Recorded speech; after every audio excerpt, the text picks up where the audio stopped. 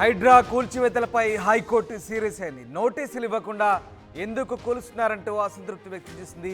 ఇతర ప్రభుత్వ శాఖలు అనుమతులు ఇచ్చాక కట్టిన భవనాలకు నోటీసులు ఇవ్వకుండా కూల్చడం ఏంటంటూ ఆగ్రహం వ్యక్తం చేసింది. హైడ్రా ఏర్పాటుపై వివరణ ఇవ్వాలంటూ ప్రభుత్వాన్ని ఆదేశించింది.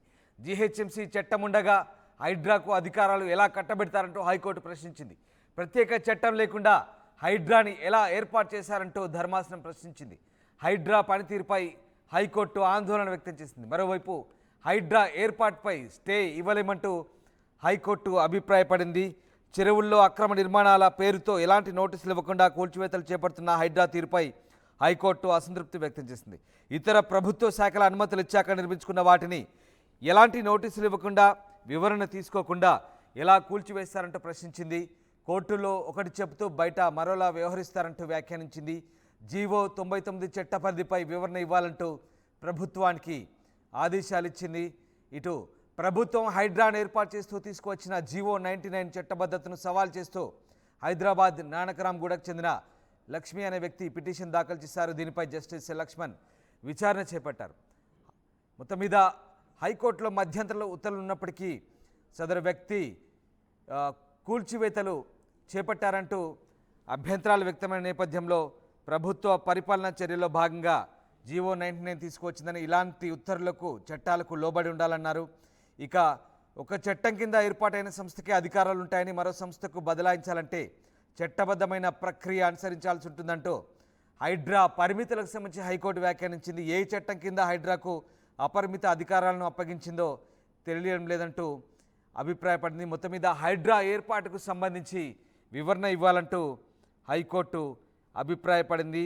అసలు హైడ్రాకున్న చట్టబద్ధత ఏంటంటూ హైకోర్టు ప్రశ్నించిన పరిస్థితి కనబడతా ఉంది. మొత్తం మీద హైడ్రా కూల్చివేతలపై తెలంగాణ హైకోర్టు ఒక్కసారిగా ప్రభుత్వానికి ఎదురుదెబ్బ తగిలినట్లయింది. మొత్తం మీద హైడ్రాకు సంబంధించి హైకోర్టు ఏం చెప్పింది? మా ప్రతినిధి సాగర్ ప్రస్తుతం ఫోన్ లైన్లో అందుబాటులో ఉన్నారు.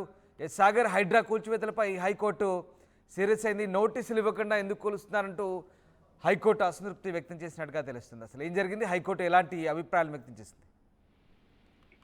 రామదాస్, హైడ్రా చేపడుతున్న చర్యలతో బాధితులు లేదా అంటే కూల్చివేతలకు సంబంధించిన యజమానులు హైకోర్టును ఆశ్రయిస్తున్నారు. అసలు హైడ్రానే రద్దు చేయాలంటూ వాళ్ళు కోర్టును ఆశ్రయిస్తున్న పరిస్థితి, లేదంటే వారి కూల్చివేతల విషయంలో స్టే ఇవ్వాలంటూ కొంతమంది హైకోర్టును ఆశ్రయిస్తారు. ఈ నేపథ్యంలో కోర్టు మాత్రం హైడ్రా విషయంలో కొంత సీరియస్ అయిందనే చెప్పాలి. హైకోర్టు ప్రధానంగా 3 అంశాలను వారు ప్రస్తావించారు పిటిషనర్లు. హైడ్రాకు చట్టబద్ధత లేదు, చట్టబద్ధత లేకుండా చర్యలు ఎలా తీసుకుంటుంది, దీంతో పాటుగా ఎలాంటి నోటీసులు ఇవ్వకుండా ఈ కూల్చివేతలు చెరువులకు సంబంధించిన ఎఫ్టీఎల్ బఫర్ జోన్లలో కూల్చివేతలు ఎలా చేపడుతుంది, దీంతో పాటుగా ప్రభుత్వం జీవో 99 ప్రకారం జిహెచ్ఎంసీ అధికారాలను ఇస్తూ హైడ్రాను ఏర్పాటు చేస్తుంది. ఈ 3 అంశాలను పిటిషనర్లు ప్రస్తావించారు తమ పిటిషన్ లో. దీంతో హైకోర్టు కూడా దీనిపైన విచారించి హైడ్రా ఏర్పాటు విషయంలో వివరణ ఇవ్వాలంటూ ప్రభుత్వానికి ఆదేశాలు జారీ చేసింది. ఈ నేపథ్యంలో మనం ఈ 3 అంశాలను ఒకసారి పరిశీలిస్తే, హైడ్రాను జీవో 99 ప్రకారం ప్రభుత్వం ఏర్పాటు చేసింది. ఇందులో ప్రధానంగా మున్సిపల్ అడ్మినిస్ట్రేషన్ కు సంబంధించినటువంటి GO number 888, GO number 47, GO number 63, GO number 205, GO number 11 municipal administration department తో పాటుగా రెవెన్యూ డిపార్ట్మెంట్ సంబంధించినటువంటి ఈ 5 జీవోల ఆధారంగా Hyderabad disaster response force and asset protection agency తరహాలో ప్రభుత్వం హైడ్రాను ఏర్పాటు చేసింది. దీనికి చైర్మన్ గా సీఎం రేవంత్ రెడ్డి ఉంటున్నారు. మిగతా సంబంధిత అధికారులు, మంత్రులు మెంబర్స్ గా, కన్వీనర్ గా హైడ్రా కమిషనర్ రంగనాథ్ ఉన్నారు. సో ఈ నేపథ్యంలో ప్రభుత్వం పెద్ద ఎత్తున హైడ్రాను ఏర్పాటు చేసినప్పటికీ కొంత ఈ చట్టబద్ధత లేకపోవడం, నోటీసులు ఇవ్వకుండా కూల్చివేతల పర్వం కొనసాగించడం పైన సర్వత్రా కొన్ని విమర్శలు వస్తున్నాయి పెద్ద ఎత్తున. సో ప్రభుత్వం దీనిపైన ఏం యోచిస్తుంది, చట్టబద్ధత కల్పించాలన్న అంశాన్ని కూడా పరిశీలిస్తున్నట్లుగా తెలుస్తుంది. ఇదిలా ఉంటే హైడ్రా మాత్రం దీనిపైన క్లారిటీ ఇప్పటికే ఇచ్చింది. గతంలో కూడా అంటే హైకోర్టు ఇక్కడ స్పష్టంగా స్టేలు అయితే ఇవ్వలేము, ఎందుకంటే ఎఫ్టిఎల్ బఫర్ జోన్లలో చెరువులకు సంబంధించిన ఎఫ్టిఎల్ బఫర్ జోన్లలో అక్రమ నిర్మాణాల పైన స్టే ఇవ్వలేము. అక్రమ నిర్మాణాలను జీవో 99 ఆధారంగానే నిబంధనల ఆధారంగానే చర్యలు తీసుకోవచ్చు అంటూ గతంలో ఇచ్చిన తీర్పులో హైడ్రాకు హైకోర్టు సూచించింది. ఈ నేపథ్యంలో హైడ్రా కూడా చాలా స్పష్టంగా చెప్పింది, నోటీసుల అంశం కానీ ఇతర అంటే లోకల్ బాడీస్, రెవెన్యూ, ఇరిగేషన్, ఇటు మున్సిపల్, ఈ 3 విభాగాలు అనేది స్థానిక బాడీస్ అంటే లోకల్ బాడీస్.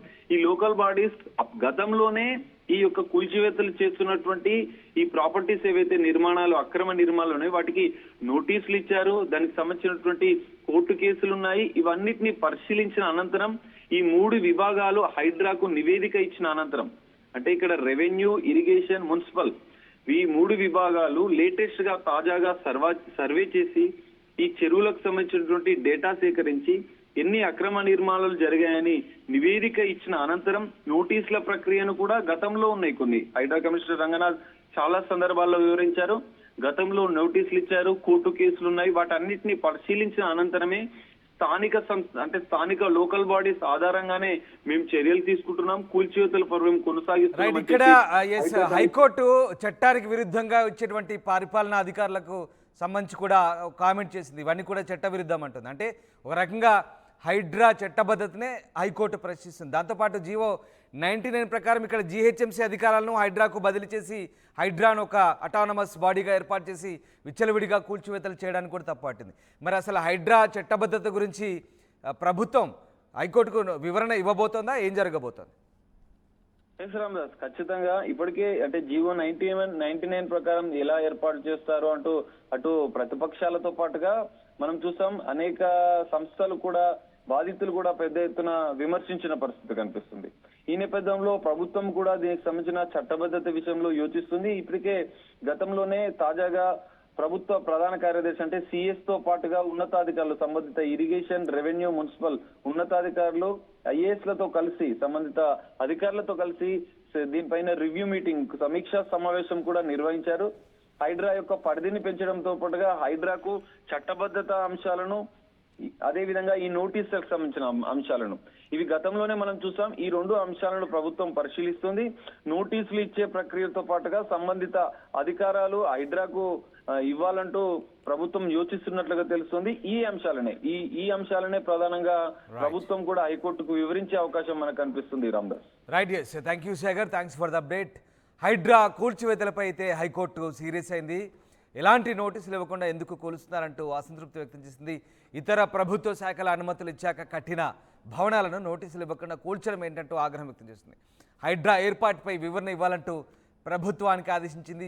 జీహెచ్ఎంసీ చట్టం ఉండగా హైడ్రాకు అధికారాలు ఎలా కట్టబెడతారంటూ హైకోర్టు ప్రశ్నించింది. అసలు ప్రత్యేక చట్టం లేకుండా హైడ్రాని ఎలా ఏర్పాటు చేశారంటూ కూడా ధర్మాసనం అభిప్రాయపడింది. హైడ్రా పనితీరుపై ఆందోళన వ్యక్తం చేసింది. హైడ్రా ఏర్పాటుపై స్టే ఇవ్వలేమంటూ కూడా హైకోర్టు చెప్పింది. ఓవరాల్గా జీవో 99 చట్ట పరిధికి సంబంధించిన పూర్తిస్థాయి వివరణ ఇవ్వాలంటూ ప్రభుత్వాన్ని కోరింది హైకోర్టు.